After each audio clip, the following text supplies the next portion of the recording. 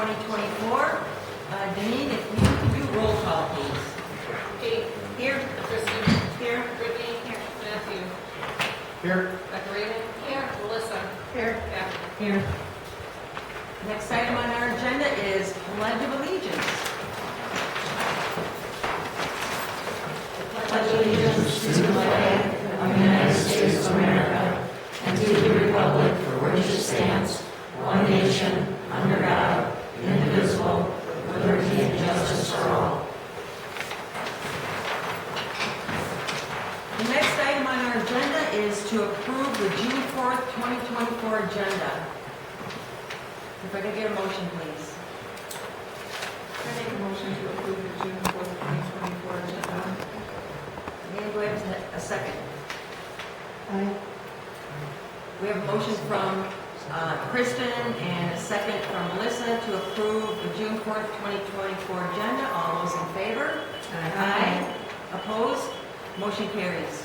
And the next item is consent agenda, and items listed under the consent agenda will be approved in one motion without discussion unless any board member requests that an item be removed for individual discussion.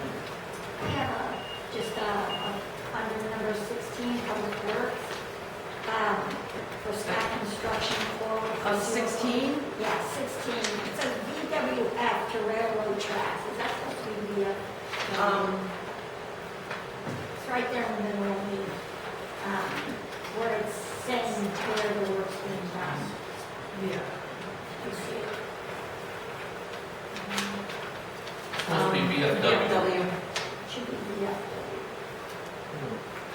Okay, on where?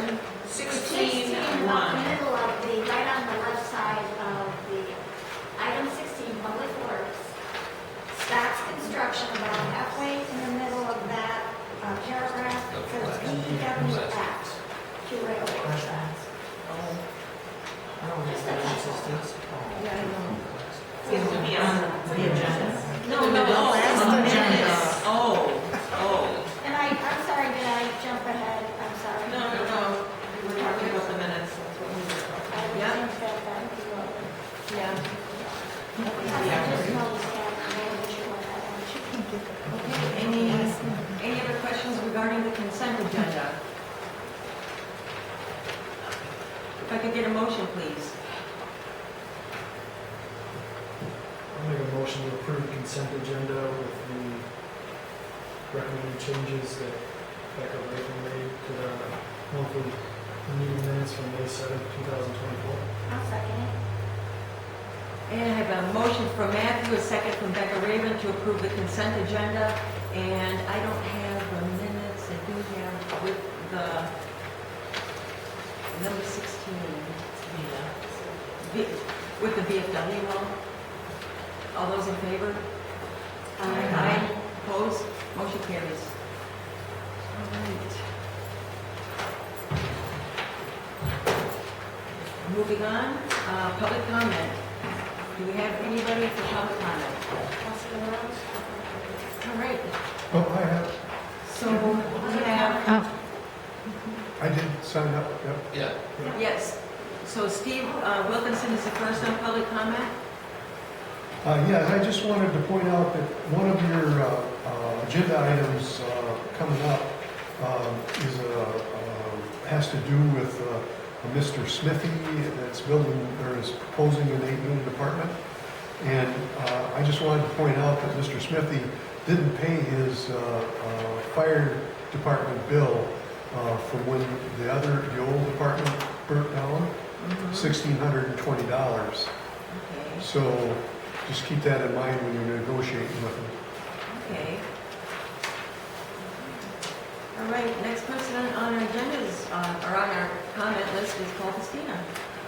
Yeah, I'd just like to update on the ACT meeting last Tuesday, or Monday, I'm sorry. We had, I might go over 2 minutes, so I'm going to ask if do that. I'll try to make it short as I can. We had Larry Berkey, Iowa County Administrator, there, and also Sheriff Mike Peterson spoke.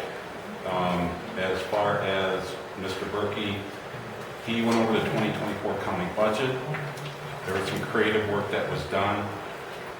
He did stress that cutting service is not the answer, but being thorough, meticulous planning is what is needed. Another thing he noted was the county mill rate that, and I just have to pull it here. The county mill rate has actually decreased. 2020 it was 6.14 per 1,000. 2021 the same. 2022, 2023 it was 5.80, and in 2024 the mill rate was 5.51 per 1,000. Their operating levy has gone down.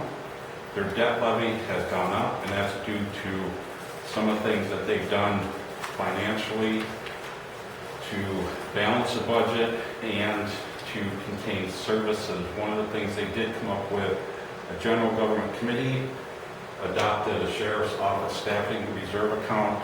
The new account will sit in the fund balance and be restricted for use specifically in support of staff wages and benefits.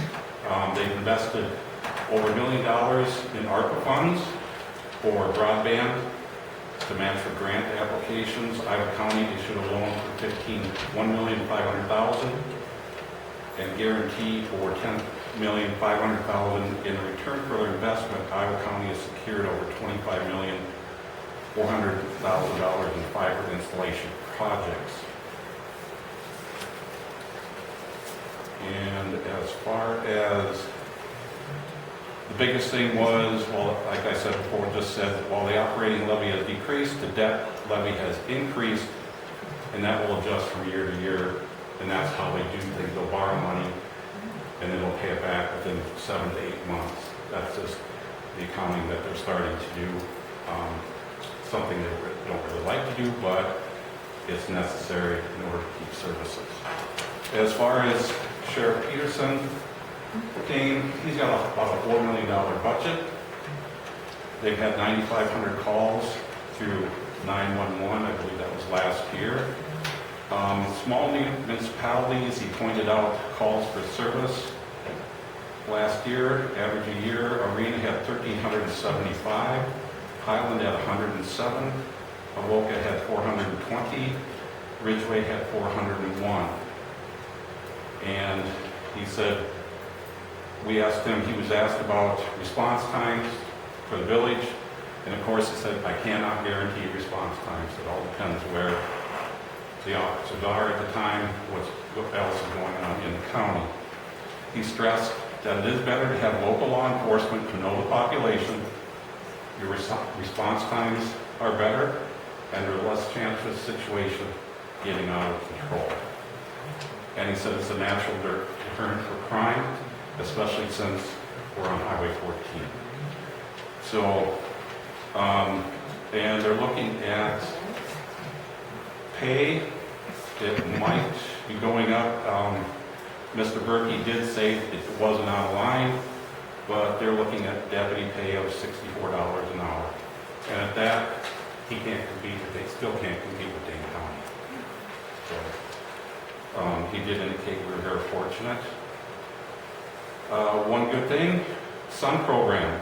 The SUN program, the meal program, is now handled by the jail kitchen.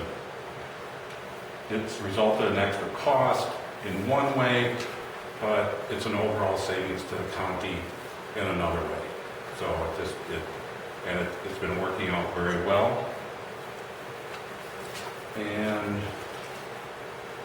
that is about it, I guess. I just do have a question that came up in Public Works, I believe it was, the cameras at the park, because they're not going to be monitored anymore by our police department. And it was suggested, they can be monitored here at Village Hall, but who's going to monitor them on nights and weekends if you keep the contract? That's going to be the biggest thing.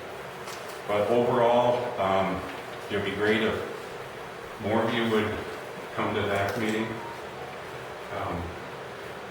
It's the people that don't go, I do send out the recordings to people, so it's at least 12 or 13 extra people that get the recording of the meeting, and they listen to it fine, they pass along fine, but ACT is trying to get this community more of a community.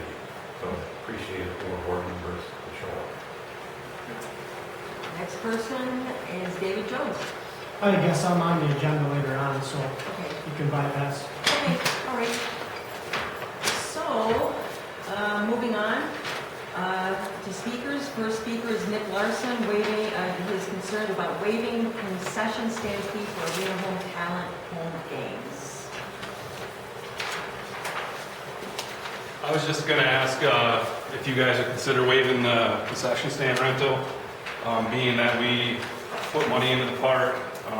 This year so far, we have $350 in material for the mound, plus myself and another guy, about 3 hours each, getting it back up to snuff, I guess. And also, we purchased lime for us to use for the baselines and River Valley Little League to use. So that's about $500 and some we put in the park out of our money we raised. So that's all I'm asking. If you guys don't, we understand, but obviously we use our money, try keeping it in the park. It's about $4,300 to $4,500 for operating expenses for baseball every year with our league fees, umpires, a few new uniforms, bats, balls. So that's what we operate on. So that's all I have. Question, Nick, how many people do you guys have on home count? We have we have 15 on the roster. Sunday we had 10 show up. Last Thursday we had 15 show up. So I appreciate the improvements that you're making to the park. And knowing that you're continuing to do that, I'm going to make a motion to waive the concession stand fee for Arena Home Talent games this season. I'll second. thank you guys. I'll give it to Kristen. Thank you. So we have a motion from Melissa, a second from Kristen, to waive the concession stand fee for Arena Home Talent home games. All those in favor? Aye. Opposed? Motion carries. And the next item is Zach Adams from MSA. He is unable to make it tonight. However, he has provided information on the well house and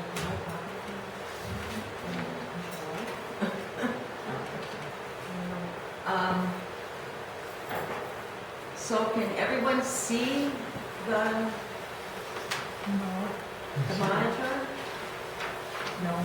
See, but you can't read it. So I'll read. The well house number 2 from CCJ Construction, DNR approved the wellhead protection plan May 8th. With this well house number 2 officially started pumping to the system on May 22nd.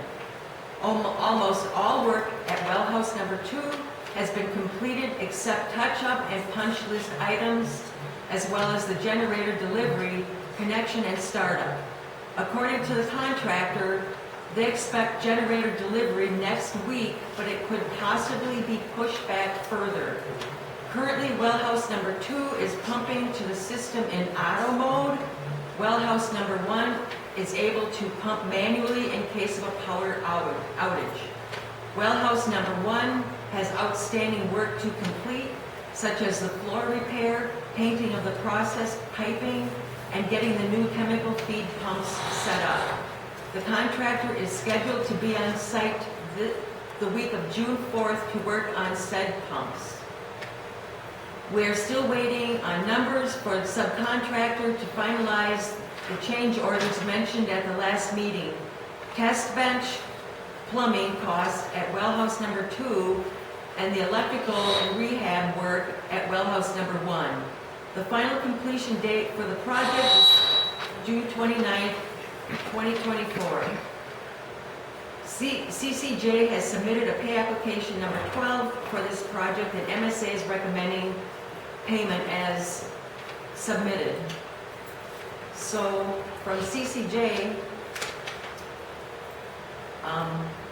it's for $182,991.34. Any questions? Can't answer them really, but Here, number 8, CCJ Pediatric. yep. I'll make a motion to approve the CCJ Construction Warehouse pay up number 12 for $182,991.34. Do I have a second? I'll second it. So I have a motion from Melissa and a second from Kathy to approve the CCJ Construction Well House pay application number 12 for $182,991.34. All those in favor? Aye. Opposed? Motion carries. And moving on, the Interceptor Sewer and Lift Station improvements is with JI Construction. On May 22nd, the paving on Sharon Street and Washington Street was completed. The backup generator for the Pine Street lift station was also delivered and mounted on the equipment pad. JI Construction started restoring the gravel shoulder and turf restoration last week. Remaining work includes installation of the gas service to the Pine Street lift station's new generator and removal of the old building along with punch line items. The final completion date for the project is June 29th, 2024. JI has submitted pay application number 12 for this project. MSA is recommending payment as submitted. And from JI Construction, we have payout application for $45,919.53. So if I could get a motion, please. Make a motion to pay the JI Construction Interceptor Sewer and Lift Station improvements pay up number 12 for $45,919.53. I'll second it.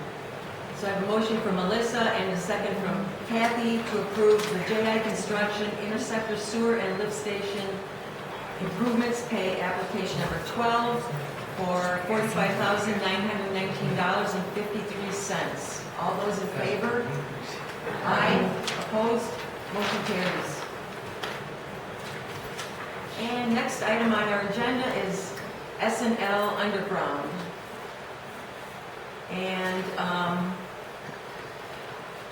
for Village Ed Road rehab, all of S&L's work has been completed, including punch list and trail repair items. The turf restoration work has been accepted, and the project can move into closeout. A final pay application showing the contract price adjustment is recommended to the board for approval. Approval of the final payment application in the amount of $559.43 will effectively close out the contract with S&L. All right, so as stated, for S&L, pay application for $559.43. If I could get a motion, please. Make a motion to approve the S&L Underground final pay app for Village Ed Road for $559.43. I'll second it. So I have motion from Melissa, second from Kathy to pay the S&L Underground final pay app for Village Edge Road for a total of $559.43. All those in favor? Aye. Opposed? Motion carries. And let's see. And further, MSA confirmed with WSOR that they are still looking at sometime in August to replace the crossing and connect the trail across the tracks. According to WSOR, the budgeted funds need to be released before they can purchase the materials. The estimated village cost for the WSOR grade crossing work is $15,360, which will be covered by the savings from the project. So I don't think we really have to make a motion on that, because we've already set that money aside. So, and further, DNR funding. MSA funding staff is providing ongoing payroll monitoring for the DNR funded projects and processing disbursement requests as pay applications and other invoices related are received and approved. And the next item is an 8-unit apartment building review. MSA, what's that? Oh, okay. Oh, okay. Oh, okay. I'm moving ahead too fast on that. So the next item on our agenda is the wellhead protection plan. which we have. And DNR has approved. We're just looking to approve it? Make a motion to approve the updated wellhead protection plan for wells number 1 and 2, which is updated April 2024. I have a motion from Melissa and a second from Kristen to approve the wellhead protection plan for wells number 1 and 2, updated April 2024. All those in favor? Aye.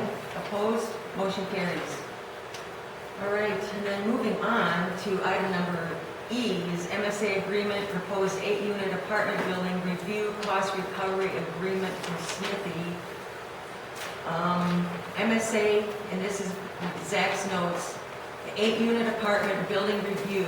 MSA has been reviewing and coordinating with the developer on a proposed 8-unit apartment building located at 160 Highway 14, parcel number 101-0208 for compliance with village ordinance and standards. Attached is a service agreement that includes the MSA scope of services and estimated fee. The developer posted a fee payment of $2,500 with the village along with their building permit application.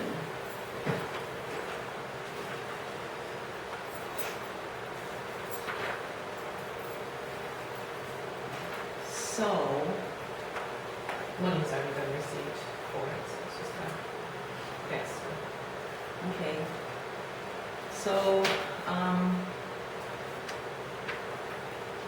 bringing up Steve's concern with the payment not having been received for putting the fire out in the original building is something I think we should take into consideration before we make our approval on this.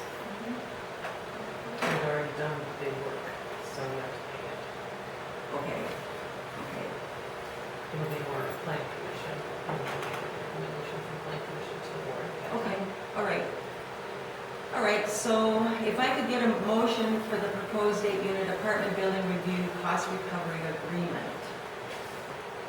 So just clear this up for me, this is paying for the MSA to review this, this isn't saying we agree that this is gonna happen. Correct. So usually you have a building inspector that does commercial properties. We currently do not have anybody. He only does residential. So we had to hire somebody to do commercial because we haven't had anybody build anything commercially to follow our ordinances. So they reviewed our ordinances and told them what needs to be done, what needs to be changed, et cetera, and then it goes to the plan commission for their approval. So we have to pay MSA to do that review. Smithy is paying the village to pay for MSA services. So he has paid. Yes, yes, we have the $2,500 to pay MSA. Perfect. And the check there? Yep. Okay. Well, just want to make sure after what I heard. Okay.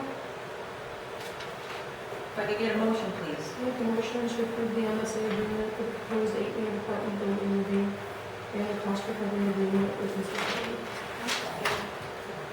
So I have a motion from Melissa, a second from Becca Raven to approve the MSA agreement, proposed 8-unit apartment building review, cost recovery agreement with Mr. Smithy. All those in favor? Aye. Opposed? Motion carries.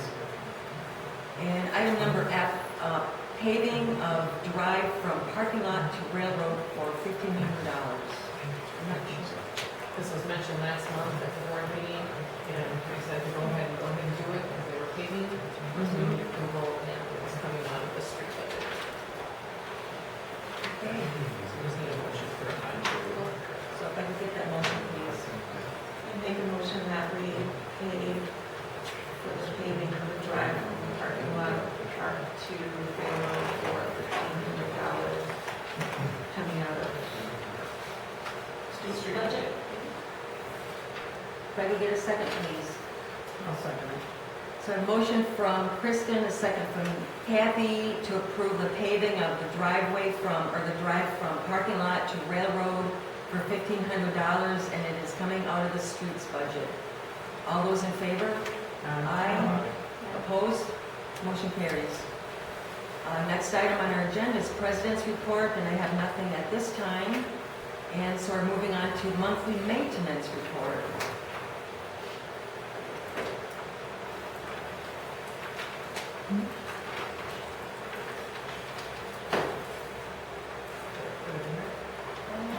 Oh, I don't see it. I think she used to read it. I ain't got my computer.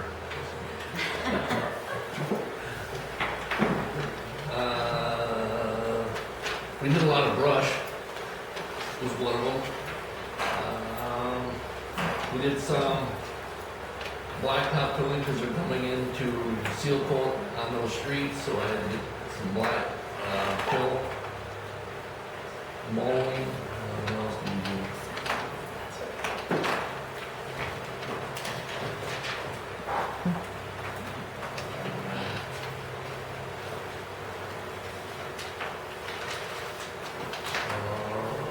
I think the need is. We worked on the park, trying to get that all, yeah.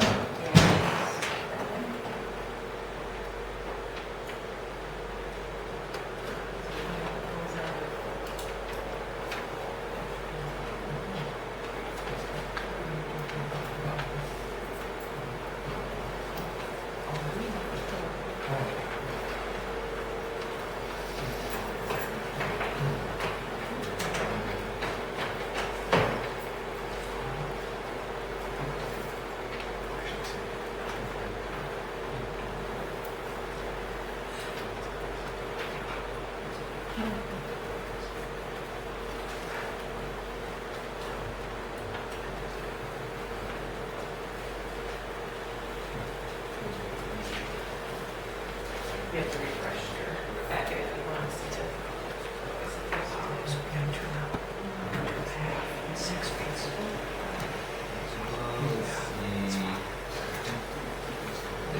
Check the water tower. Yeah, we did the water tower, we did the well house 2 in the system. We have communication between well house 1 and well house 2 now, so they alternate. If when well 1 runs the first time, well 2 will run the second time, so it's not the same one.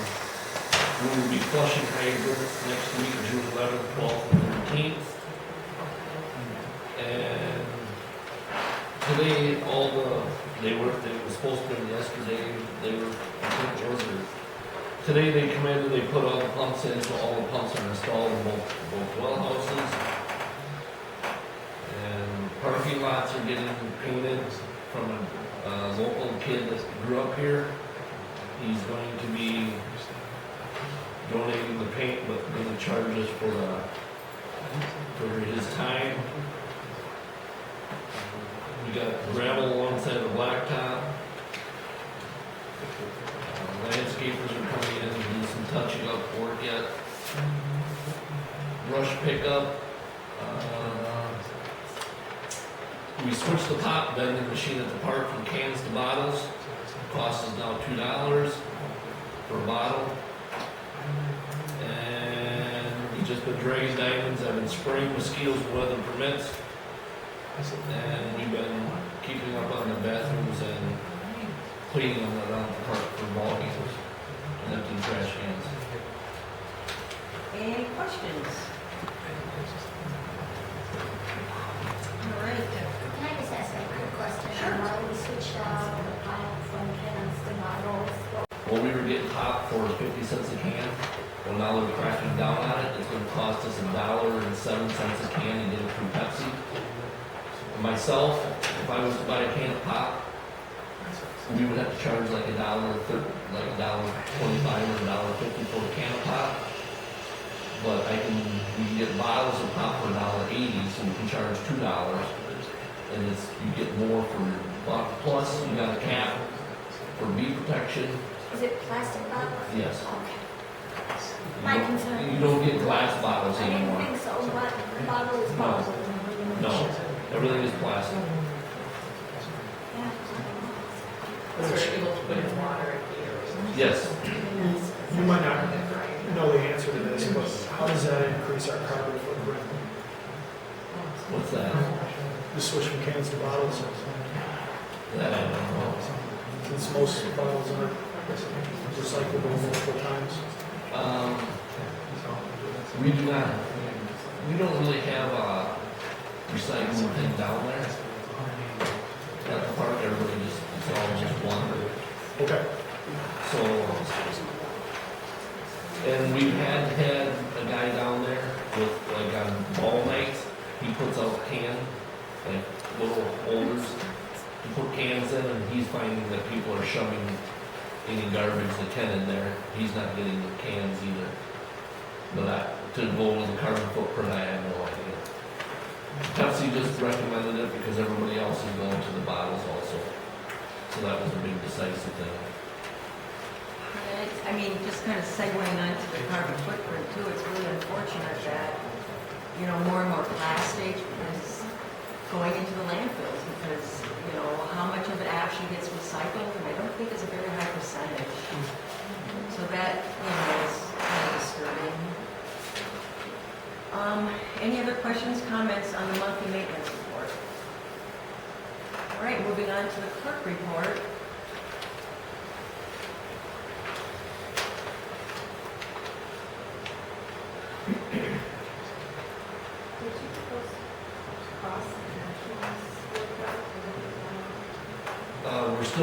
We're still getting them in.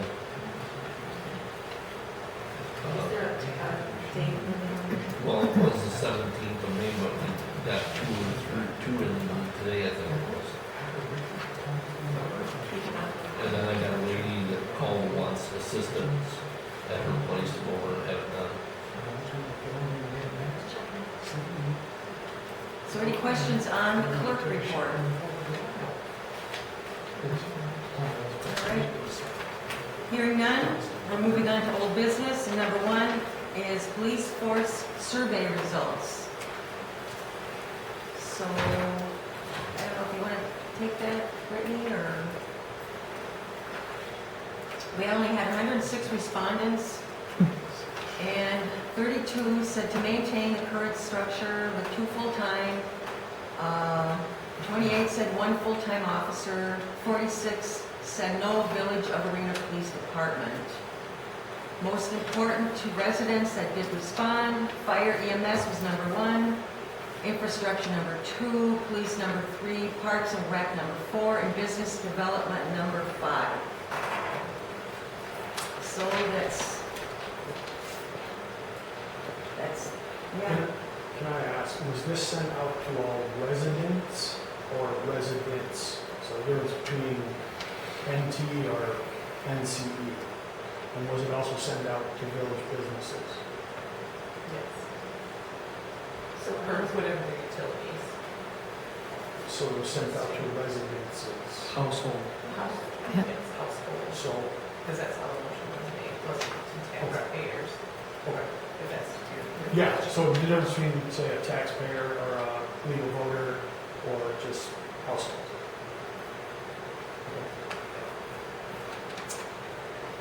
Okay, any more questions on the police force? Another question I guess I would have, how many residences and businesses then do we have? So about 325 stores. So we have about 33% response. Any other questions on the police? Yeah, Go if I ahead. could, I just had some feedback from residents who were, they were uncomfortable that they only went to one person in the household. Also, some people didn't even, nothing was sent to them because they were in apartments, so they didn't even have an option for it. So it doesn't feel like it really, got a good sampling of all of Arena. I don't even know that we got it at my house. Did it come with a Arena letterhead? Is it on letterhead? I mean, the envelope on that? I received mine. It was also available on the village website that people could access it there.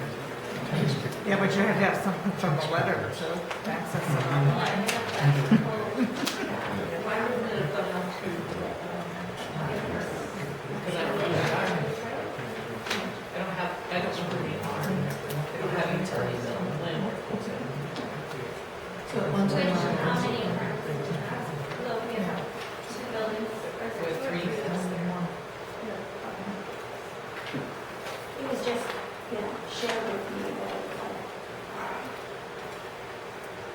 it didn't go over real inclusive, I guess, and that is unfortunate.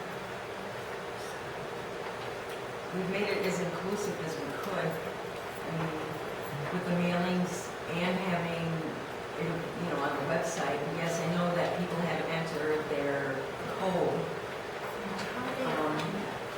How did they get the code? In the letter. So you had to get the letter to get the code, so that didn't.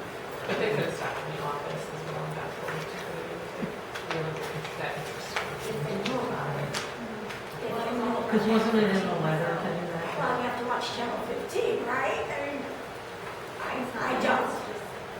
So, other than like announcing it over the alarm, I just, I it was, was not a real good way to do that. And I think it was done with the best of intentions and the best that we could, given that, sent out to 25 people and the 106 responding. maybe. I don't think there was any malintent by it, but I would say that the way it was structured didn't provide all of the information that a person might want to be able to answer the questions. And we know that just based on the information we have in front of us in the board packets, in terms of calls for service in the village versus villages of a similar size. A question for that though would be when they're speaking of Arena having 1,375, is that the town of Arena or the village of Arena? It's the Our police village. department is the village. That was 1,375 calls just from the village. According to what the sheriff said at the ACT meeting, that was just the village. Then I think what the hell was it like,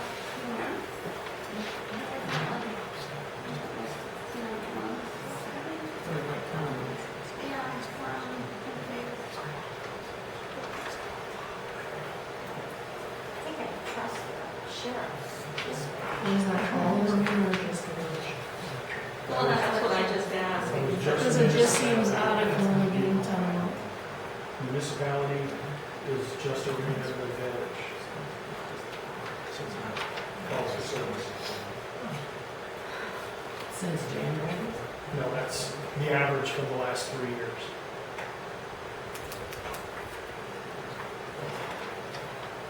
So again, I don't think there was any malintent when the survey was sent out, because my guess is y'all didn't have that information in front of you to say there's an average of 1,375 calls per year.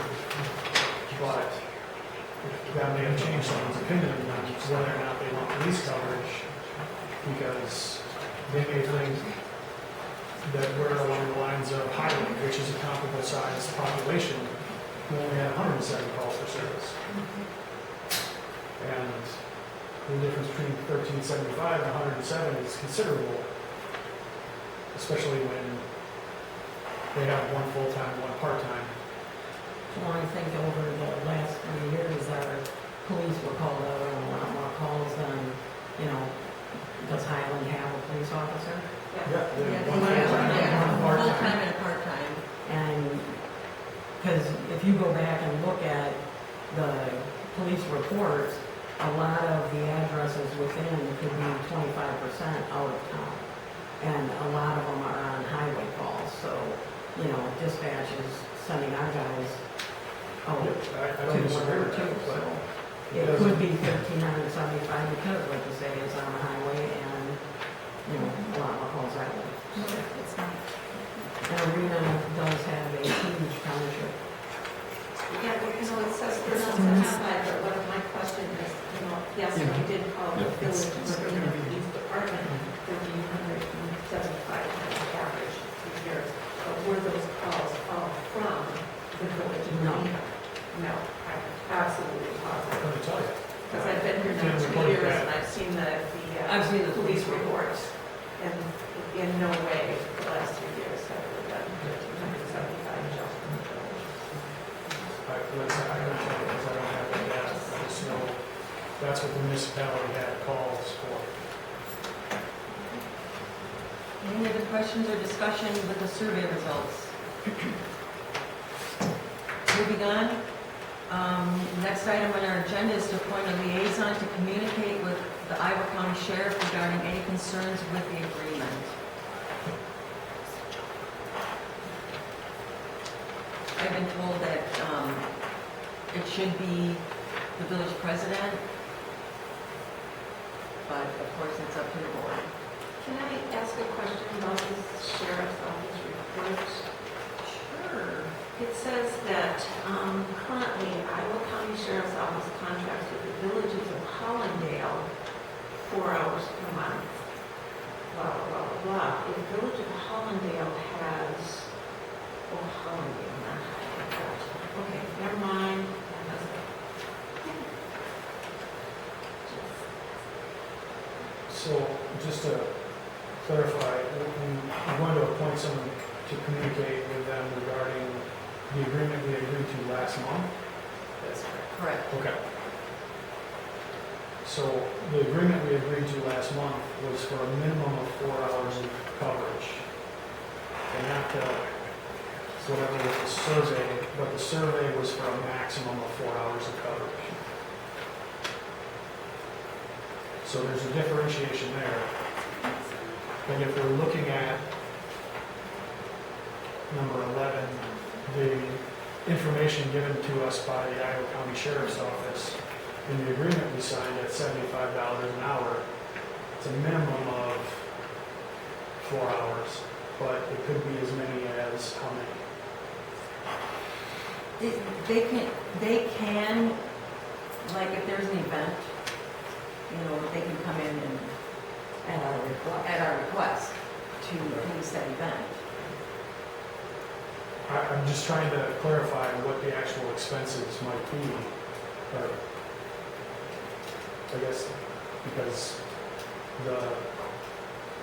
there's, I guess, some misinformation, or I have a miscommunication about how much or what this person's responsibility is going to be when they're here, because it was also talked about last month that this person's primary responsibility would be to work with Dominion on ordinances, but that's not what the agreement specifically says that we agreed to last month. Their job is to patrol and work on ordinances. I'm just trying to clarify. Because I don't always have, every week I don't always have ordinances, so they're going to be tours and all, et cetera. Yes. Okay. Doing what your regular police department would do. And can you remind me, is it 4 hours a month or?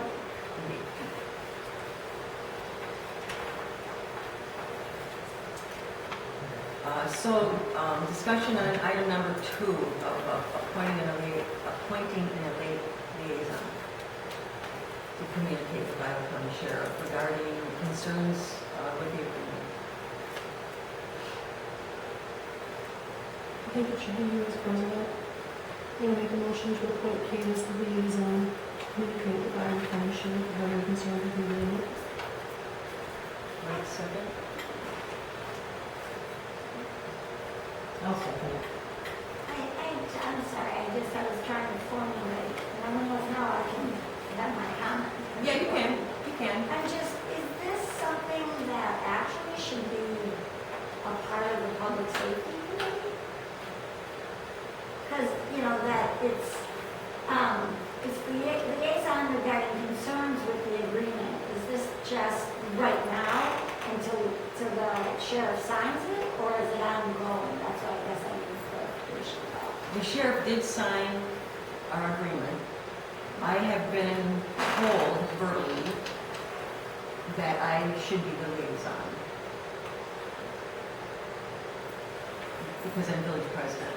No, I get that, but I'm trying to figure out what the public safety role then is, because they also, I mean, by what was written in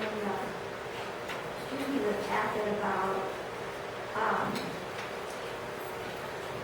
let me just revise on document ordinances regarding police protection services provided to the village as part of the duties, advise the village board regarding police protection services provided provided to the village, doesn't this kind of fall under that? I mean, I'm just asking.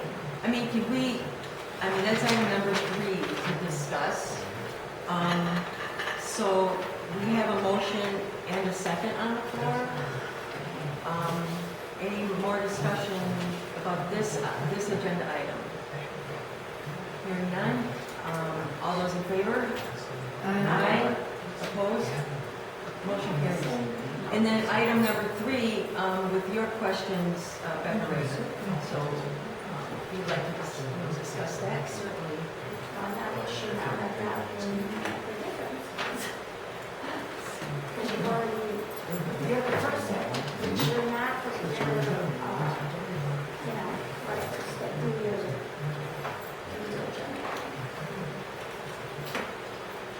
I'll just say, I think that Kate, you being the president is one thing, but also being the emergency management contact makes sense that you're that person to negotiate on behalf of the village with the Iowa County Sheriff's Department and then bring it back to the board for a vote. Makes sense. Presidents in the past have spoken. On item number 2, Yeah, on item number 2, so.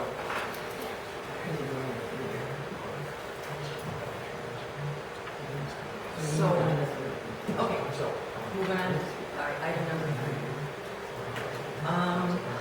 Ordinance number 2024-0604, repeal and recreate chapter 2.10.040 subsection A, subsection 3, and 2.10.040 subsection B, subsection 2 of the municipal code of the Village of Arena, Iowa County, Wisconsin relating to Public Safety Committee. So discussion. So I have 2 things that address one kind of in each ordinance here. First is in 2.10.040A. It says each committee shall consist of 3 trustees, which is then directly contradicted in the following A3 by saying that 2 members of the committee shall be appointed by the village board, and then the 3rd member shall be a village resident. Correct, because the rest of the standing committees have 2 trustees, finance and government. But if we're saying all standing committees will have 3 trustees, That's the way the attorney advised you, because this is, when he says that you can change it in the public safety is 2 and 1. I just don't see how that makes sense, especially if we're amending the existing ordinance to say 3 trustees will be on every committee. Public safety is a little bit different. Just like you could add citizens if you like. And if you decide to keep with Iowa County, do you really need the public safety committee? That's another question. Well, then when we need the police committee. So it's just, the other part of that is that understanding committees, it says that that standing committees of the village board are appointed by the village president, and then the second part, A3, says that all the members shall be appointed by the village board. So, again, they contradict each other. And while I'm not saying the public safety committee is not is a different committee because it was previously made up of village residents, if it's now a standing committee, then it should follow the, One of the other. I just don't think that one should contradict the other in any sense. Yeah, I would agree with that. I'm not trying to delay this any further than it needs to. It's just, for future, I don't want to see anything contradicting. I also, if I may, under A3, Public Safety Committee, it to me is confusing when it says 2 members of the committee shall be appointed by the village board. It doesn't say 2 trustees, it just says 2 members. And I think that's an offshoot of the fact that it wasn't all has two trustees. But Well, that the is, attorneys, I think, so it's its own section, it's not under the standing committees. It is listed. So it's not, it's a separate outside of the standing committees, and the attorney's point in how we worded this is we're appointing them the same way that we appoint members to the standing committees. Two of them. That's what that wording says. 2 members of this committee shall be appointed by the village board pursuant to section 2.10.04A, meaning the board appoints 2 of them, their board members. The other one is a citizen. That is how we did it. This is not 2.01004A sub 2. This is sub bullet 2, meaning it's its own paragraph.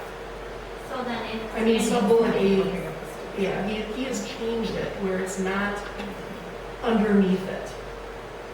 It's not a subset of a standing committee. It is its own committee. No, it does go back to the meeting, if that's a conversation we want to do.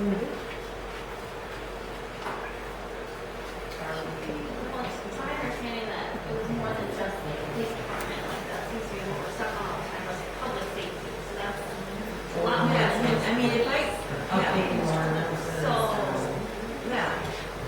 So the duties of the Public Safety Committee include, but are not limited to, number 1, act as a village board of health when required, advise the village board regarding police protection services provided to the village, advise the village board on updating the village's ordinances, recommend in cooperation with department heads policy guidelines regarding public protection, make recommendation to the village board concerning the annual budget for police protection, consider other matters which may be referred to by committee or to the committee by the village board. So, I mean, it does have several functions. To go back to Melissa's point, this is listed under the standing committees in our current village ordinances, and we will not change from that under the under this. So it would still be a standing committee. Just only that it's separate. can't we just add in committees? Committee shall consist of 3 trustees unless otherwise described in that paragraph or in that committee specifically? Do we need more clarification from our attorney on this item? Do we need to just lay it on the table again to get more clarification, to address, concerns like bathroom being conflict? I guess my question would be, can we add that, can we change that one sentence to make it where? You're saying change the 2 members of the committee shall be appointed by, No, in standing committees, each Committee committee shall shall consist consist of 3 trustees unless otherwise described in the committee description. Yep, unless otherwise described below. Yep, that makes it clear. That, and then the public safety doesn't need to be committed, exactly what we want. Okay, so, and you want to add the verbiage?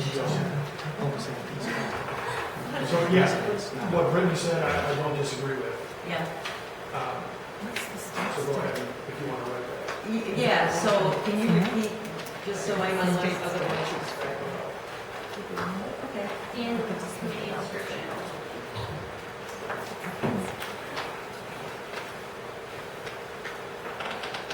Okay. So just to address the other point is that under standing committees, it says that they will be appointed by, or that they will be appointed by the president, but that committee specifically states that they'll be appointed by the village board. So I don't know if that's language that needs to be edited by. But the top one says subject to confirmation by the village board?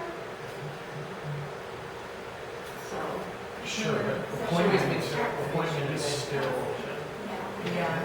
bottom one says appointment, top one says appointment. And in my tenure previously, the village president always appointed members of the committees.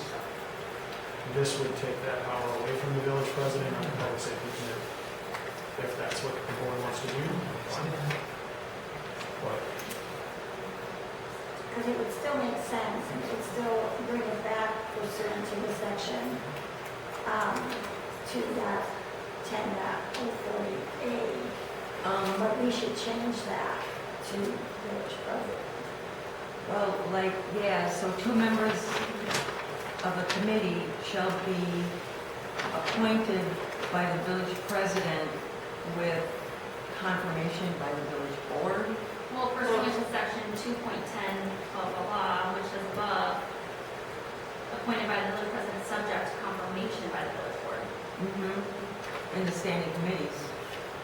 So, Just all you have to do is get rid of by the village board, and just continue. 2 members of the committee shall be appointed pursuant to section 2.10 of the law, sub-8. okay, so, So just eliminate by the village board. okay. All right. So, any more discussion on this item? Or are we prepared to make a motion? I just wanted to ask why we're feeling that, I mean, I know that with these standing committees, but why do we feel that the 3 residents were such a bad thing? Because they were in place for so long. Like, we really never have discussed that. That's never been clear to me why we've eliminated that. Did they not, did they advise the board about any issues that were happening? There was no advising with the board at all. So obviously there was a huge bomb that went off that we had to deal with, which I agree isn't the best way things were handled, but I personally feel that if we had someone from that committee come and advise the board on what was going on, we could have remedied this a lot differently. Okay, so. And this was all discussed, the reasons why we wanted this change when the motion was made to change it. So I don't want to take the time in another meeting to rehash it. I want to move on. Okay, are you making a motion? There we go. Making a motion to approve ordinance number Well, okay, just- 2024-0604, repeal and recreate chapter 2.10.04A3 and 2.10.040B2 of the municipal code for the village of Marina, Iowa County relating to public safety committee with the change to the wordings in paragraphs A, understanding committee as described, and A3 for the public safety. Roll call vote? Sure. Melissa? Aye. Dr. Raymond? I abstain due to lack of information and discussion. Matthew? Aye. Brittany? Aye. Becky? Aye. Kristen? Aye. Kate? Aye.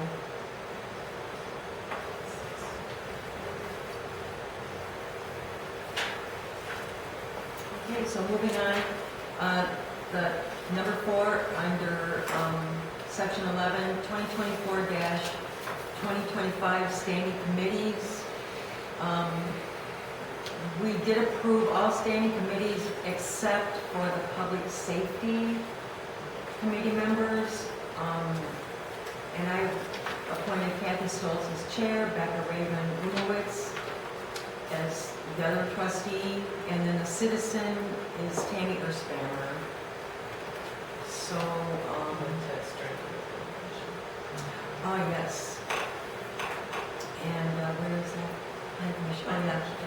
So, and Ted Strang under plan commission to fill the empty seat there. So, if I could get a motion to approve these items that are listed under yellow. I was going to ask if we could have a discussion. Yeah, please. So I don't know Tammy Erspanner. What are Tammy's qualifications to be on the public safety committee? Her and her husband both have a background in business law enforcement. But if we're moving away from this being a police-centric committee, But do police not handle more things than, anything public safety wise? not the county's having to. No, I understand, I'm just saying her experience in that role, right, would have a very That's fine. wide. I don't know anything about Tammy, so I'm not But trying I'm to say just she's, I'm it's just just, stating that, I'm just wondering if there's anyone else who would be qualified from a fire EMS perspective to consider. Or maybe we consider that in the future, if we're moving away from this being a police-centric committee. Well, she's also works for the VA hospital, so she's very into health and I know issues a lot of that people way. that can do that. Well, I'm just saying, you wanted her qualifications, she's Well, pretty well versed in a lot of what the committee's gonna be about. So you don't want our qualifications, you just want to consider the no, working at the VA does not make you a health expert. I'm just saying. Well, I'm not either, and they may, are Well, they you said need that to she's share. very into health, so that was her qualification, because she works at the VA, she's very into health. That, Well, she's got a connection to it. I do too. You wanna be on the committee as, I'm sure if I'm appointed, but that's not my Oh. point. Just saying someone works somewhere doesn't mean, it's like saying someone has a bachelor's degree, they're intelligent. That doesn't mean anything. Well, I mean, These So are what do educated. you want? yeah, what would What do you you like I'm to see? saying, What would you like to see for a makeup of the public safety committee? I'm saying if we're moving away from someone who's, or if we're moving away from a police-centric committee, do we not want someone as a citizen representative to be from some other area than a background in law enforcement? That makes If sense. not, that's fine. Just And saying. again, maybe we Okay, consider so that in the future. we have two board members who have nothing ever to do with law enforcement, and one, a citizen member that does. You know, I'm a nurse, so I couldn't possibly be on, the Public Works Committee because I don't have any background in public works. Doesn't make sense. That's completely different. You're a trustee. I know, but I'm, You're not- all I'm saying is if I were a you're not a citizen, citizen. it doesn't make sense to me that, you want that, what do you want to Why hear? wouldn't you want a citizen from the community who has a background in a focal area? So if we were appointing a citizen to the Public Works Committee, would we not want a citizen who knows something about public works? Sure, but I don't think it's a necessity, especially when you have two trustees who, are sort of intimate as a college district by a rundown. Two trustees. So you and who else? No, the two trustees that are on that committee. The two trustees that are on that committee would be Kathy and Becca Ray. Becca Ray hasn't been involved in that officially. Not officially. Well, she has a lot of interest Sure. in the public safety Yeah, committee, and I don't which have is, any issue with that. yeah, which I'm is just why making the point I, that, again, if Tammy's the person to go with, great. Just mean- considering, well, she's a resident. yeah, and if she's willing to do it, I'm curious why, since we've gotten interest from other residents, that we didn't consider Steve Wilkinson for it.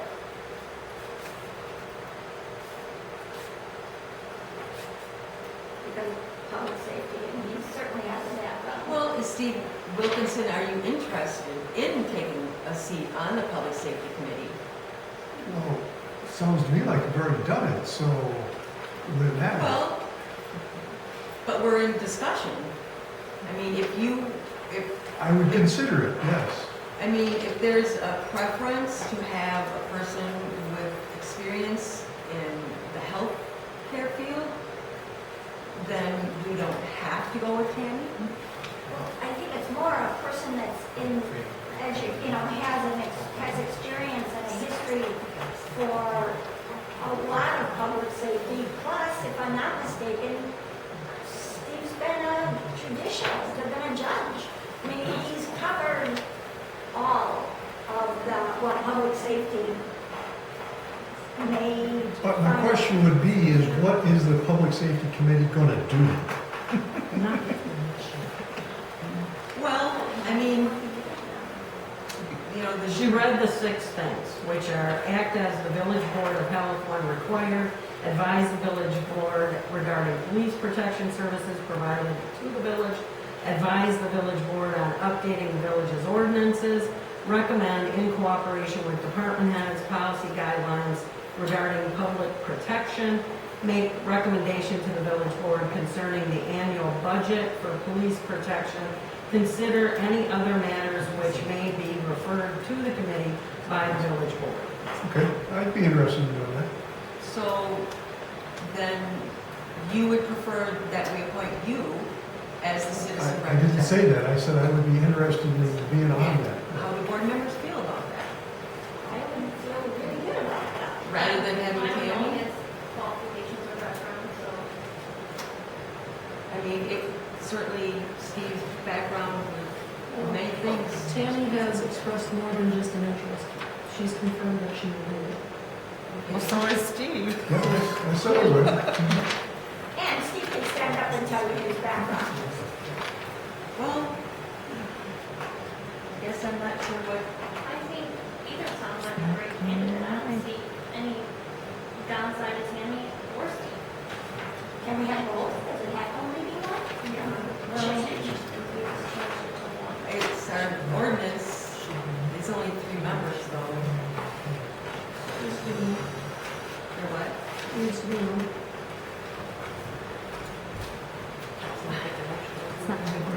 Yeah, I mean, I'd like to make a motion to, how do I do that? First, we have to make a motion, because Kate makes the appointment. Okay. So we first have to make a motion on Kate's appointment. And if it passes, So we need to make a motion on as presented. yeah, let's make a motion on the makeup of the committee as presented. I will make a motion that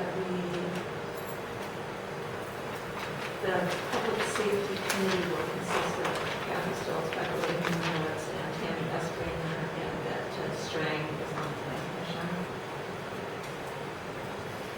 Do I have a second? I'll say. So I have a motion from Kristen and a second from Matthew to approve of the 2024-2025 standing committees. All those in favor? Aye. Opposed? I abstain. I oppose. Okay, so Public Safety Committee members are Kathy Stoltz, Becca Rager-Bumowitz, Tammy Erspamer, and then the Plan Commission is Ted Strang. All right. And moving on to new business, Mary Jones Memorial Fireworks Application and Street Use Permit. Good evening, guys. So just kind of going through the rundown this year, we scaled the event way back. Instead of being 2 days, possibly 3 like we've done in the past, we're just doing really a half day. And start really in the afternoon at 3 o'clock with the parade. That's why we have the street closure application. Parade will be followed by a chicken barbecue done by the home talent from 4 to 7. And then at 7, they'll have their night game. And then after that will be the fireworks. So really the Mary Jones Memorial moving forward, if this can work the way we want it to, Mary Jones Memorial will just have the parade followed by fireworks after a home talent game. So we're blessed to have home talent here and piggyback with them on this. And that's really all it's going to be this year. And hopefully years moving forward, if this works and we're able to get the donations to keep moving forward. Forwarded the street closure, the fireworks application, and also the fireworks insurance to the need. So I think we have everything, but let me know if there's something else you Can I can do. just ask a question on this thing that you sent out? It said parade from 2 to 3 barbecue. 3 to 4 would be the parade. Okay, so you changed the time. Yeah, to line up, better line up with the game. Because they're only playing a 7-inning game. Yeah. 7-inning game. Not 9 inning. And I'll leave a flag for them too. So you guys can pick that up. Just the baseball. Yeah, no tournaments. I don't want to find any umpires. I don't want to work the concession stand anymore. A lot of our group is now yeah, we're all have kids. So we half a day, that's good. Any questions for me? Any of that? Any questions? I did see that in your request, I read in the email that you're wanting to go to a no fence. Well, we prefer, This because is down to like just a few hours and it's really a home count game fireworks after. That's it. And so I think we should have a discussion on that as part of this approval. At least in the past we have, and I am not opposed to that. I don't think we've ever had an issue down there. I I've hope always been these, concession stands before, Well, hotel will still run there, like they do for every. But it's not like It's just like a reversing.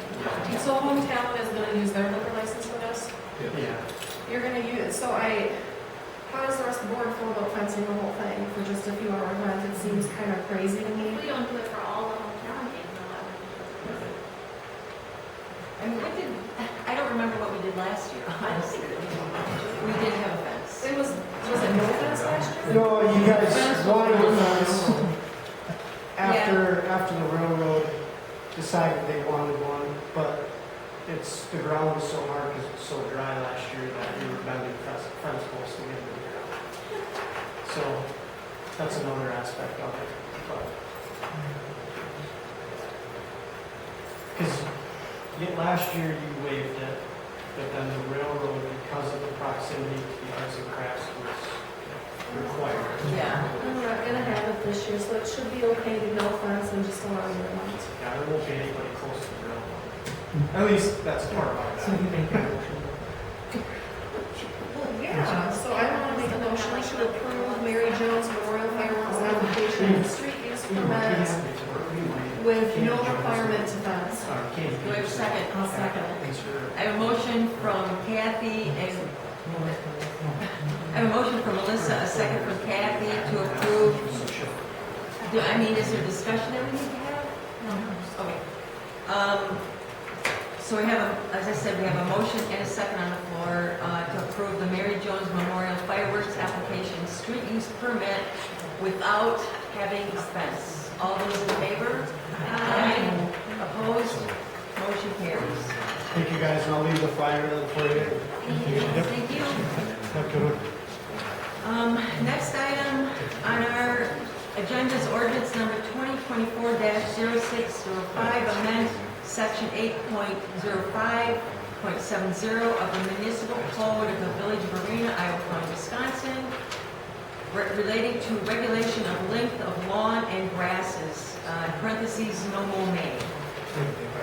So I know that was an interest of yours, Becca Raven, so if you kind of like to just. Well, I want to first say thank you very much for having it on the agenda, and I assume you did some research to pull this paperwork together, and I appreciate that. Okay.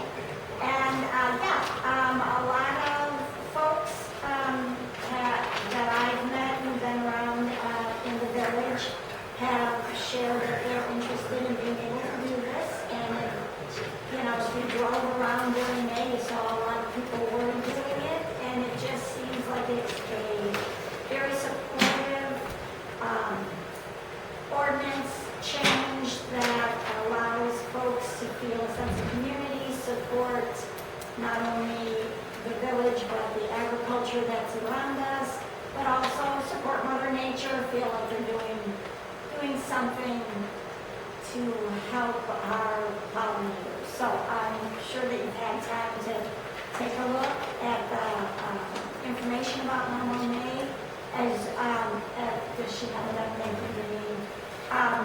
Basically, for the folks who don't have this in front of them,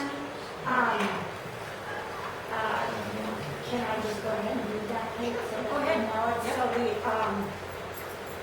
it's ordinance number 2024-0604, an ordinance to amend section, as Kate had said, 8.05.70 of the municipal code of the Village of Arena, Iowa County, Wisconsin, relating to regulations of length of lawn and grasses.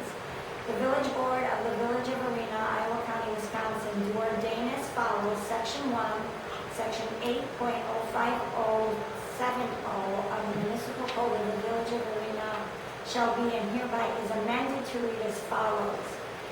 8.05.070 regulation of length of lawn. A, purpose. This section is adopted due to the unique nature of the problems associated with lawns, grasses, and noxious weeds being allowed to grow to excessive lengths in the village. B, public nuisance declared. The village board finds that lawns, grasses, and noxious weeds on lots or parcels of land which exceed 8 inches in length adversely affect the public health and safety of the public, and that they tend to emit pollen and other discomforting district plants constitute a fire hazard and a safety hazard, and that debris can be hidden in the grass, interferes with the public convenience, and adversely affects property values of other land within the village.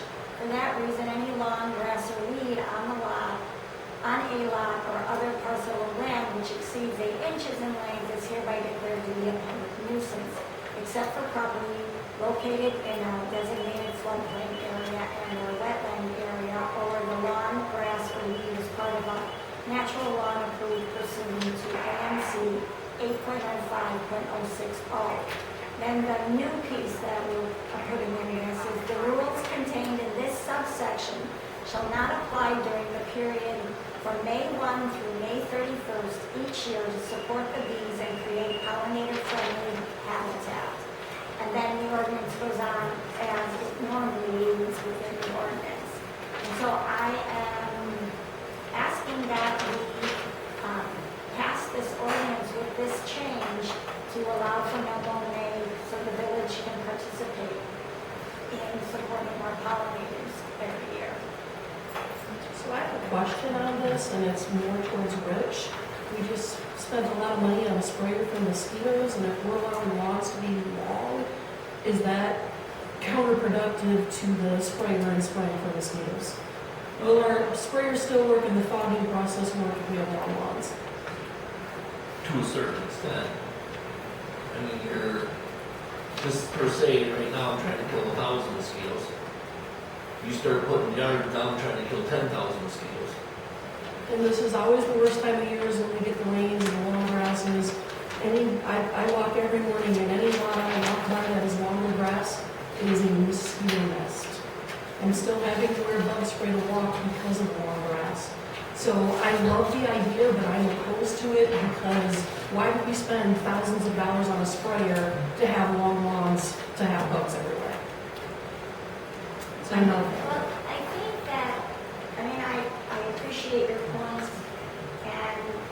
and yet I think our bees and our butterfly and our pollinating of flowers and crops are an important issue that I think warrants more respect and more concern. And it's 1 month, it's not all of summer. Can I ask you a question then? What would be a good limit to allow weeds to grow? Because the couple of houses I drove by were weeds that were this high, and that is not a yard. Is that 1 month worth of weeds? Yes. Yeah, I know. Well, it's just, she never mowed it all this year. Just making the neighbors complained when I went over there. I walked in there, it was this high, walked up to the front door. That to me is not a yard. Right down the street. Huh? It's probably almost up to my shoulder now. Yeah, it's, and there's no flowers in there.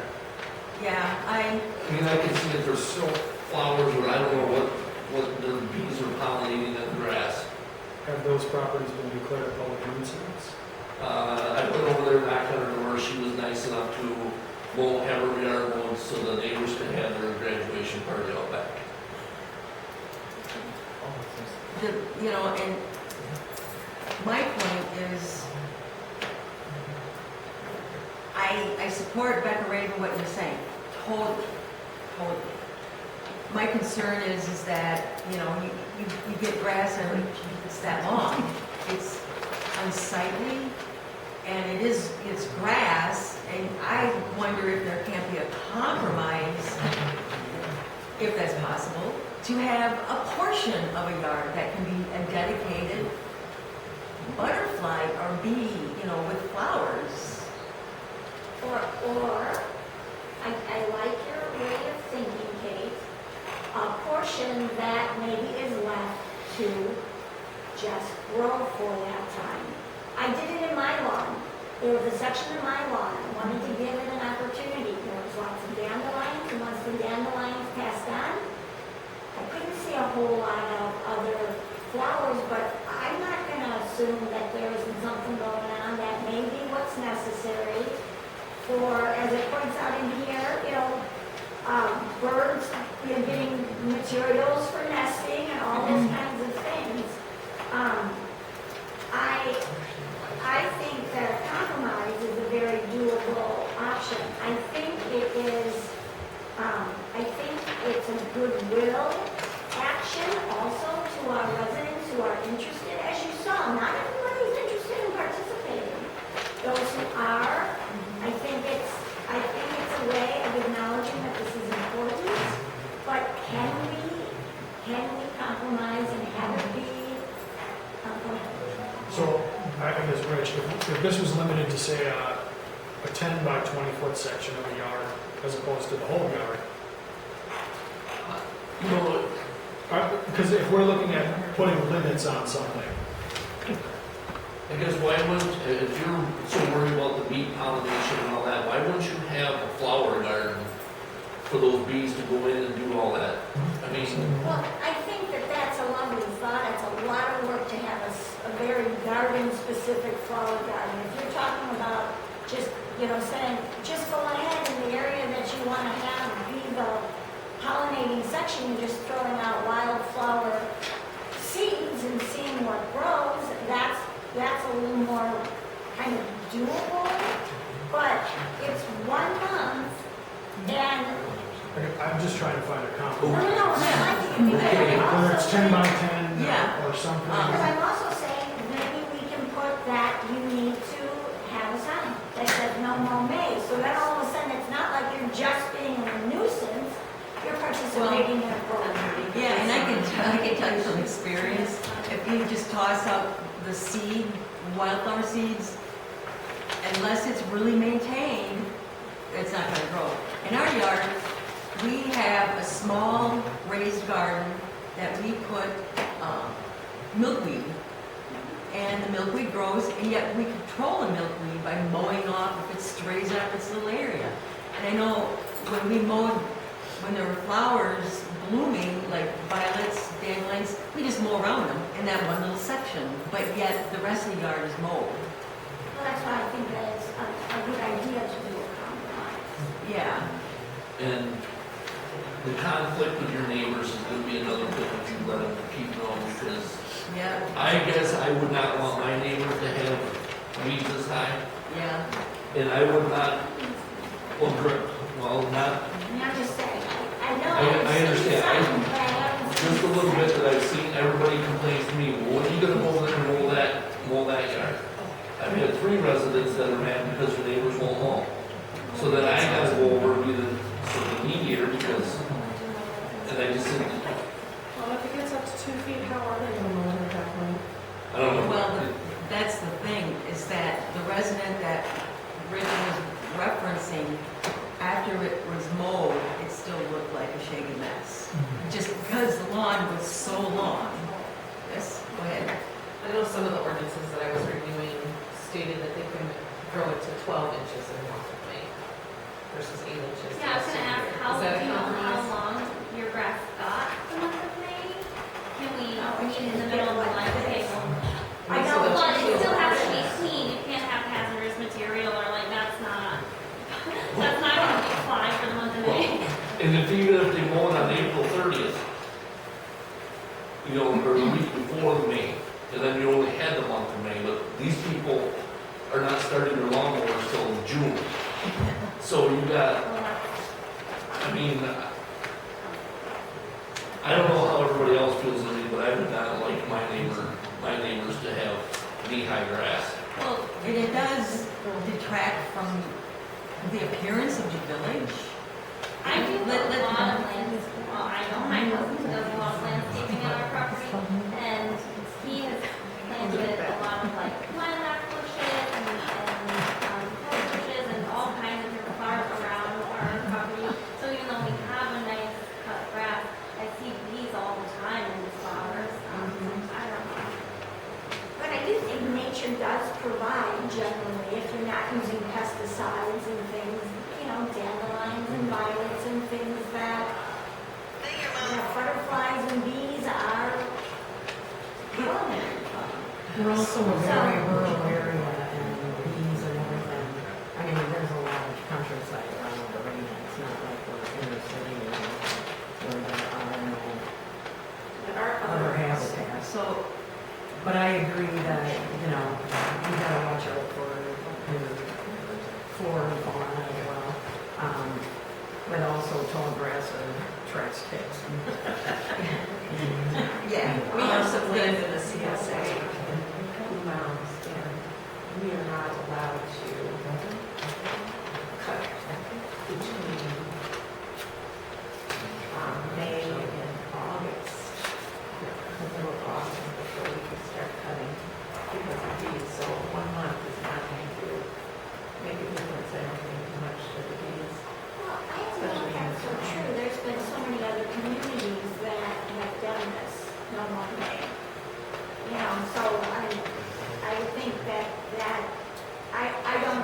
that 1 month can't make a little bit of a difference.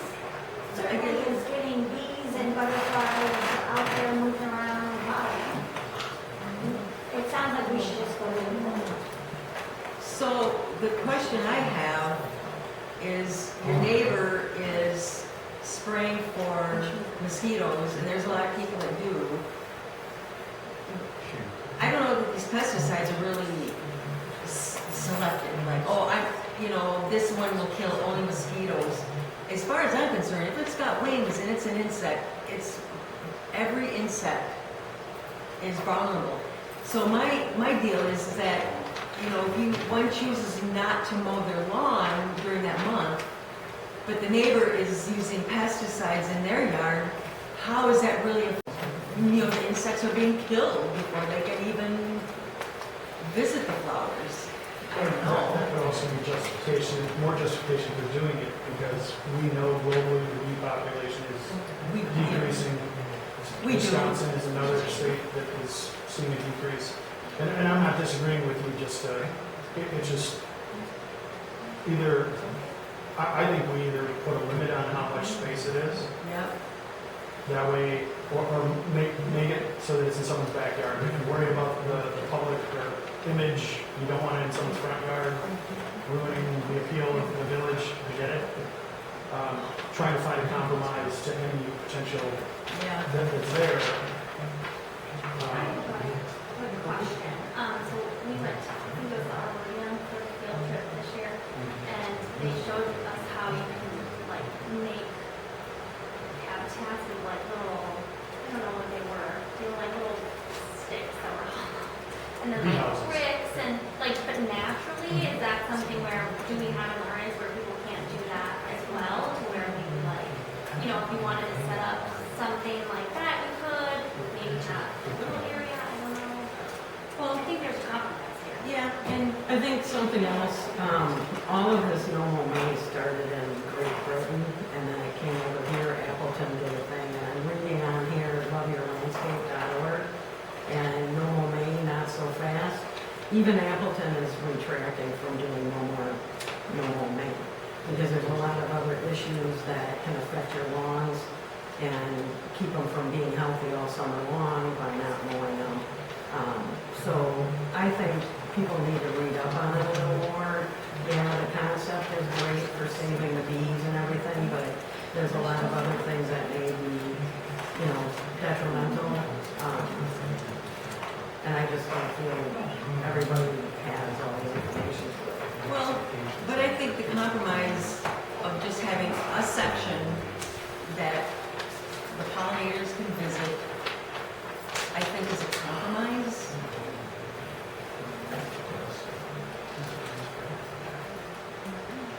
So, Matthew, I think Basically, mow your lawn. well, I think you suggest we'll make maybe a 10 by 20 Yeah, spot. if that's what someone wants to do, I don't know if there's, What's the fee? What would someone be? yeah, I was gonna say, I don't know if we need to I mean, if it's require a 21, permit then- for it. No, I don't think so Um, either. I don't think so either. We spent a great deal of time on this subject, and New Hampshire still allows for a lot of floral weed flowers that Because you got people down there like Kristen, all you gotta do is hold that rock. I think we, Let's send in for a compromise. yeah, so we need to make a motion on this because we really spent a great deal of time on this particular item. So, should, the rules contained in this subsection shall not apply during the period from May 1st to May 31st each year to support the bees and create pollinator-friendly habitat. There should be, in there, I think, it has to be limited to whatever, 10 by 20, because we really spent a lot of time on this, so. I don't know if you want to make a motion, Matthew, or if you. Well, I was just gonna say, Rich made the recommendation that it be 10 feet inside of your lot line all the way around. Because you have to maintain, if you have just a lot, don't you have to maintain the street side 10 foot? Because my neighbor. So if you have to do that, if you go 10 foot around your lot line, you can let, you're gonna be, Within the ordinance. then you're all the way around your lot line, you're not affecting your neighbors then. You got that 10 foot bumper. So we may need to just table it to write something. Okay. Otherwise, creating an ordinance or writing or whatever Right. Yeah. is going to be too complicated. So, are you gonna make a motion then to lay it on the table? Yes, I'll make a motion to table ordinance 2024-0605. And do we have a second? I'll second it and also visit something like loveyourlandscape.org, read up more about it. So, we have a motion from Matthew, excuse me, and a second from Kathy to lay on the table ordinance number 2024-060 till next month. All those in favor? Aye. Opposed? Motion carries. Okay, so moving on. Number 3, U.S. Cellular Cell Tower Lease Agreement.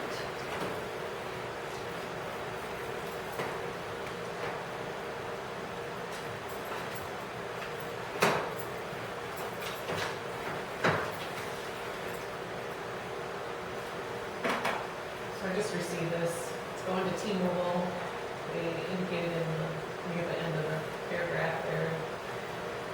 They're seeking an opportunity to purchase the space if you're willing to sell it, so that's an option if you'd like to consider that. Next to the water tower. The tower.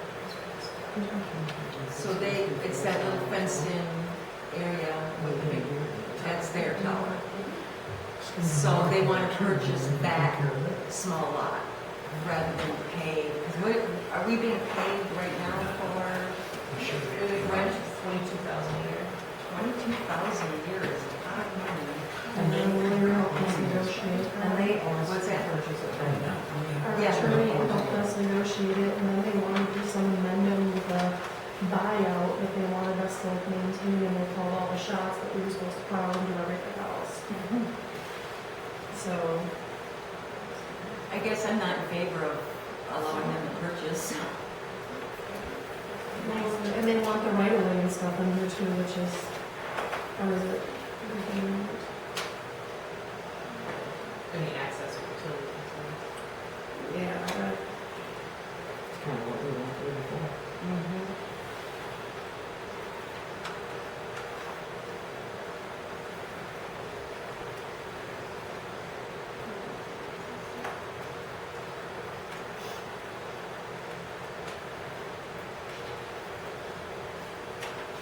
Discussion on this item?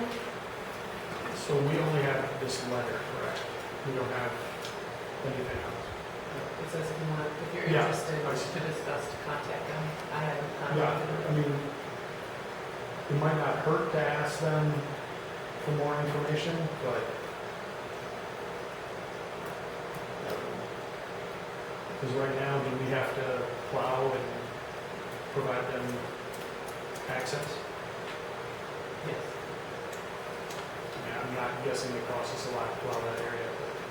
Because he has to get to the water tower.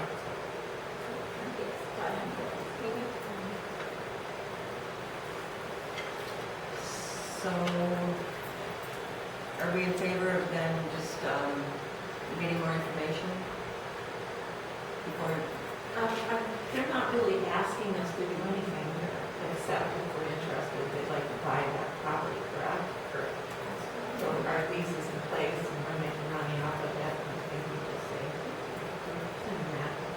yeah, I mean, if we're getting 22,000 a year, that's a lot of money. And I don't, personally, I don't think we should give that up. Because, let's say we purchase it for 40,000 or whatever, that's it. We don't get any more rent. So, And we still have to do all the maintenance. yeah. So, I would just, I mean, if we ask them for more information, we're not, saying that We're gonna buy it, or they're gonna buy it. So does it hurt to ask for the information? I think we've had a couple of offers maybe from other people. Not necessarily T-Mobile, and I can't remember the exact amount, but it wasn't a lot. It was like a one-time payment, like $8,000. Sure. So I mean, in that case, it would make more sense to me, like, just asking for the information, I don't think hurts us at all, but. No, I think that's fine. That'd be good to ask. Yeah, I mean, Not committing to selling. well, I mean, what's their offering price? They probably sell. Or buy it. Yeah, it would have to be 6 figures. 6 figures to be able to make it. I mean, or do we just make a motion one way or the other on this?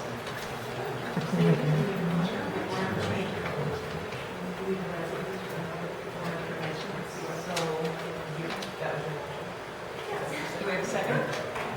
I'll second. All right, so I have a motion from Kristen, a second from Matthew to get more information on this, on the U.S. Cellular cell tower lease agreement. All those in favor? Aye. Opposed? Motion carries. All right, and discussion of possible action regarding reports from the following committees. Public Works is Resolution 2024-06, the CMAR. CMAR, we've got a resolution here that the CMAR is something that happens every year, and they come in and check everything, and we got really good rates on ours, and it says that according to the annual rating summary, the village board acknowledges that no operational actions are required at this time, so I think, unless somebody has big questions for me, I make a motion that we resolve that the 2023 compliance maintenance annual report be adopted and approved. And this Do I have a second? Matthew? Okay, so I have a motion from Kristen, a second from Matthew, to accept the CMI reporting for 2023, and this is a roll call vote. Kristen? Aye. Brittany? Matthew? Aye. Dr. Raven? Aye. Melissa? Aye. Kathy? Aye. Kate? Aye. Carrie, 7-0. Okay, next item is Water Tower Inspection Report, May 2024 quote.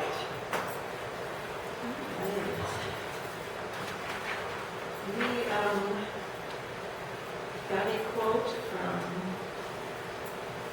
Water Tower Clean and Quote, and the Public Works Committee recommends that we accept this bid for $30,900 for with drainage interior and setting up the leak valve and all the things listed on this. There are a few other items that need to be checked. One of them is the mixer, the current protection, and power line. We're just going to go ahead and find out more about that tomorrow. So any further discussion on this item? Are we ready to make a motion? If I could get a motion, please. Make a motion that we accept Water Tower Incorporated bid of $30,900 for drainage and water tower. Do I have a second? Second. So I have a motion from Kristen, a second from Melissa to accept the quote from Water Tower Inspection for $30,900. All those in favor? Aye. Opposed? Motion carries. And the next item is the Vercada renewal for the park cameras. If I'm pronouncing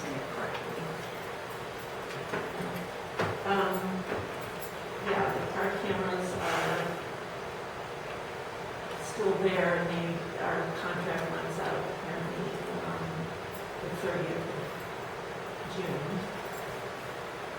3-year license is $1,537.20 for all 3 years. It says code does not include labor for installation. Cameras have already been installed. And Lean's been going to monitor those. Is that correct? Most of it is for when Iowa County comes in, if there's some kind of instance, they can do it on the computer. We have a So server. they have access to that. There's a server. Okay. So that would answer Paul's question from the public comment then, that we have a server that records all the data. Do you know how long it holds it? Is it indefinite or is it 2 weeks? 2 weeks. And That money, I think that's what this license is for, is they have to actually, almost like a cloud. So they actually hold it for them. that's the item taken out of the police budget.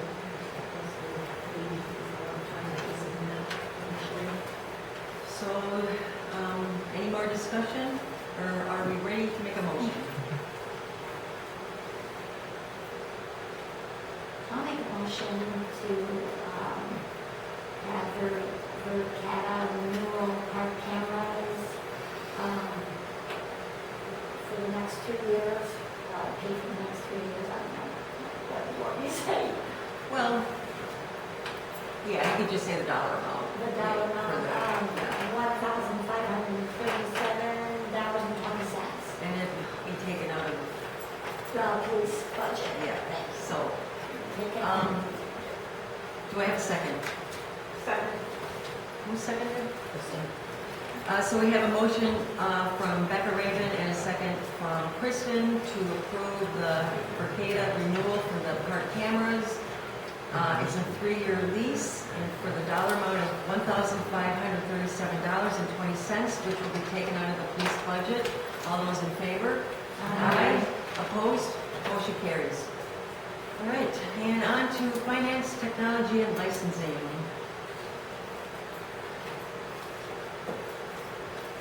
So, we get to do under 14A, discussion of the water rate increase. So we just discussed $30,000 expenditure, and in our packet is the rate study.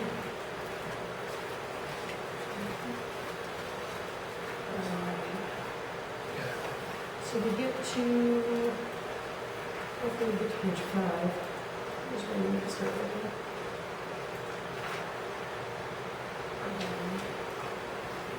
It's just those there. So we're recommended to be at a 1, we are currently at a 1. When Ellers came in and we looked at our financing and funding, it was recommended that we consider a rate case, specifically roughly a 4%. And we could do a simplified rate case to do the 4% increase.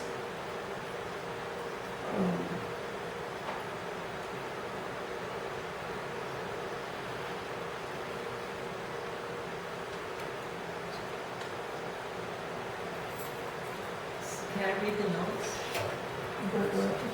So the notes, it says, this operating ratio indicates whether operating revenues, mostly charges to customers, were sufficient to cover operations and capital in the form of depreciation for the water and/or wastewater utility in the fiscal year. A ratio of less than 1 could be a sign of financial concern.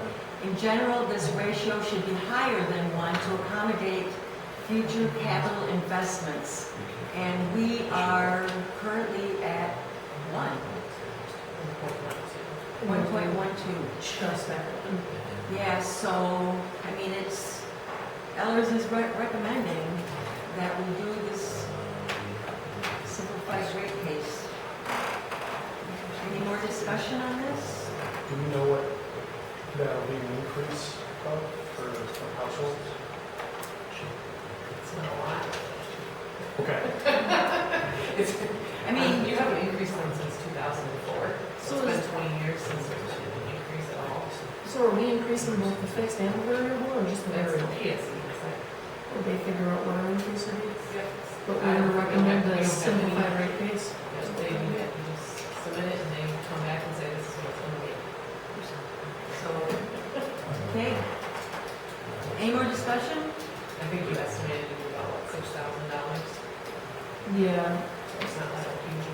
calculated 4% of 153,000, roughly 6,000 years total. So, compared to what our annual operating expense times. Yeah, So 6,000 for the entire village? that's not much. Just do math, it's not a lot of money, just 6,000 for you. I'm gonna start doing So, are we prepared to make a motion? Melissa, do you want to make a motion? I will make a motion to do a simplified rate case for a water rate increase. We probably need to make it effective January 1st of 2025, right? Yeah, I don't know if we can wait that long. Well, we're in 2024 right now, aren't we? Well, we are, but we're only in June. We'll go into effect for 3 months, but If they're gonna come back with another, how long does it take them? I think they say that you would give them 2 months. Okay, now I'm gonna do now, so 2 months. We want to give notification to But I residents. have to quote it, you have to do that. Okay, effective, how about October 1st, so we have time to notify residents for the rate release. And your, Gosh, I'm making me blanch. so your motion is simplified 4% rate case increase? They're gonna tell us. Well, okay, So on my motion, I'll say again, so I am making a motion to do simplified rate case for a water rate increase that will be effective October 1st, 2023. we're for. Oh, 2024. Do I have a second? I'll second. So I have a motion from Melissa, a second from Kathy to, for a simplified rate case, effective for a water rate increase, effective October 1st, 2024. All those in favor? Aye. Opposed? Motion carries. All right, next item, cybersecurity grant opportunity. League of Municipalities makes me aware that there is an opportunity for grant funds. And so along with this came a company that does it, BC3. We do not know what their cost will be to provide this service for us. It just would cover up to $100,000 in projects for us. So our recommendation to the board was to have Deneen submit some paperwork so we could get more information on it. So you basically have to start the application process to get any information out of them at all. So we would like her to contact them and start the process to see if there's monies we could get and what it would cost us. Is that your motion, or is it discussion? Okay, I will make a motion to have Deneen start the process to work with BC3 and the cybersecurity grant opportunity.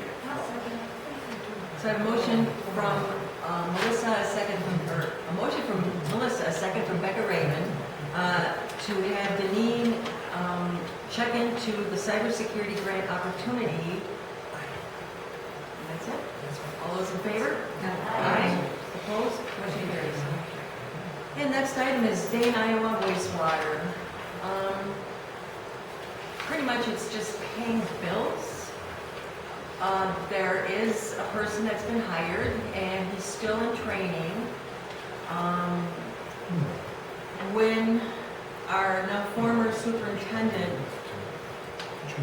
left Dane, Iowa wastewater, that put a lot of pressure on the 2 remaining employees because they had to pick up the slack of what that superintendent does.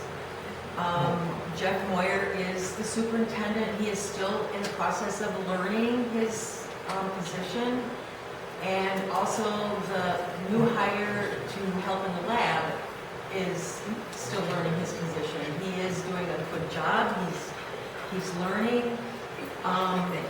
The commission has approved that for several months to give a stipend of $1,000 additional for these employees as a showing of appreciation for the additional work that they have had to do over several months. They're getting closer to learning their position. positions. The commission also approved having Johnson Block come in and assist Jeff Moyer with the accounting processes. And so that's pretty much it, other than paying bills. And we have a new person that's taking notes, much, much better notes than we've ever seen before. So, and our water, or the water going down to the lift station is pretty stable from March to April, so that's good. So there's no violations, and so the facility is doing its job well. So that's pretty much all. Yes? I'm just wondering if there was any concern about the increases in ammonia, BOD, and phosphorus across the valley? There are concerns, but it's not to the level of being alarming. Is it just fertilizers Yeah, or something? something, Okay. yeah. Any other questions? All right, moving on, emergency response. There has not been anything with that, so we're moving on to fire EMS. Did we meet last month, last month? Did we meet last month? Okay. Nothing on personnel. Plan commission is going to be meeting next Tuesday, 7 o'clock, if anyone's interested in attending. Police, public safety, nothing there. Informational education, there's a municipal law newsletter with social media / overtime rules.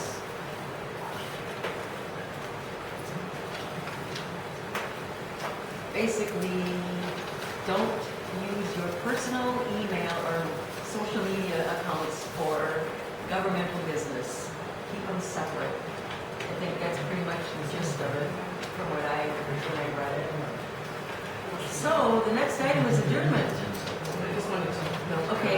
Minimum salary levels for finance, we're going to discuss that. For personnel, those salary levels are. Certainly overtime, increase the salaries. So does that require a committee meeting next month? That's for example. Doesn't go budget time? Goes into effect January 1st. Okay. That's for example.